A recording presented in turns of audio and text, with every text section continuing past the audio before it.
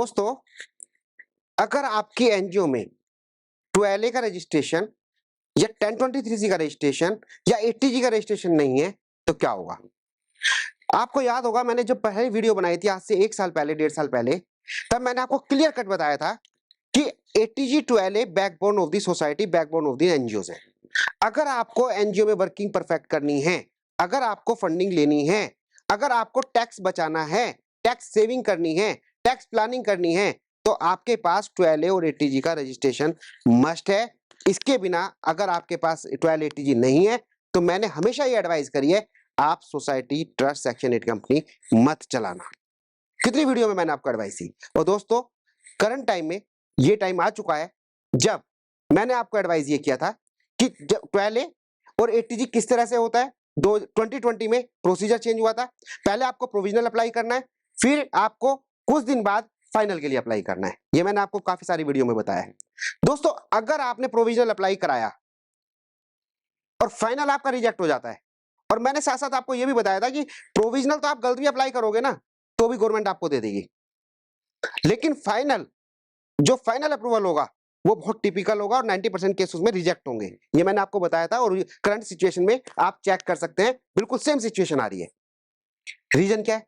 आप लो को कंप्लाइंस करना, आपको परफेक्ट फाइल को प्रेजेंट करना, कमिश्नर सेटिस्फाई होना कि आप एक अच्छी वर्किंग कर रहे हैं और लो के हिसाब से कर रहे हैं।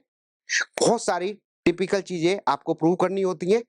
आपकी फॉर्मेशन कैसी है, क्या उसमें क्या उसमें अच्छे प्रोविजंस हैं जो 12 80G को क्वालिफाई करते हैं, जो इनकम टैक्स के रूल रेगुलेशन है वो आपने क्वालिफाई करे या नहीं करे।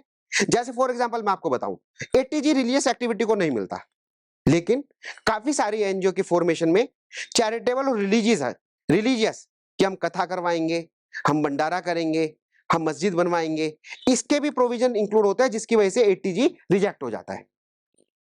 अब दूसरी चीज इंपॉर्टेंट बात, जो मोस्टली क्वेश्चन आ रहे हैं दोस्तों, आपने प्रोविजनल करा लिया और प्रोविजनल में कितनी गलतियां हुई है यू नो वेरी वेल जिन्होंने कराया है।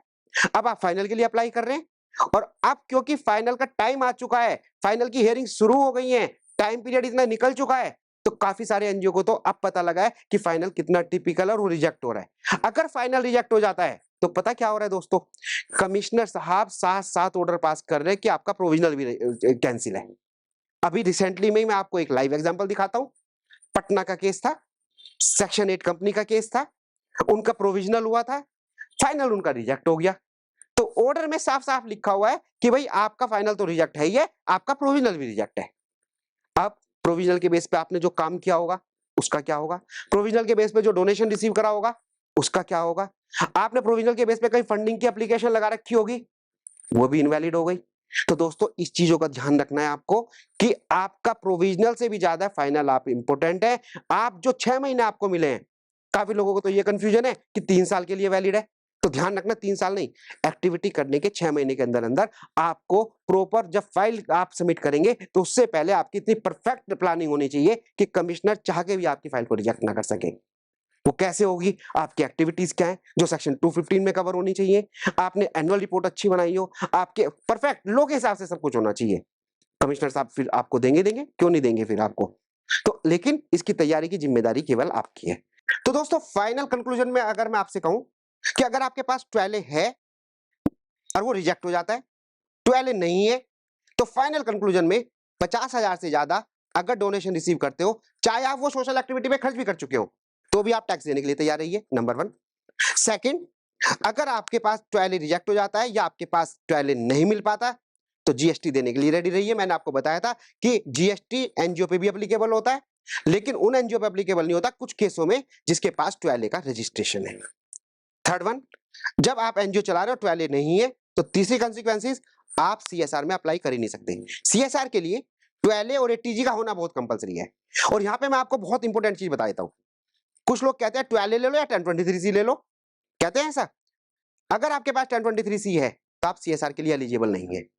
इसलिए वो लोग जो ऐसा सोचते हैं कि 12A की जगह 1023 में दोनों में से कोई सा ले लो, वो सीएसआर के स्कोप से बाहर हो जाते हैं। तो दोस्तों, मुझे उम्मीद है आपको ये वीडियो पसंद आई होगी, बहुत वैल्यूएबल इंफॉर्मेशन रही होगी आपके लिए। फिर मिलते हैं नई वीडियो के साथ। चैनल को सब्सक्राइब जरूर कर लेना और कमेंट जरूर देना। Thank you so much.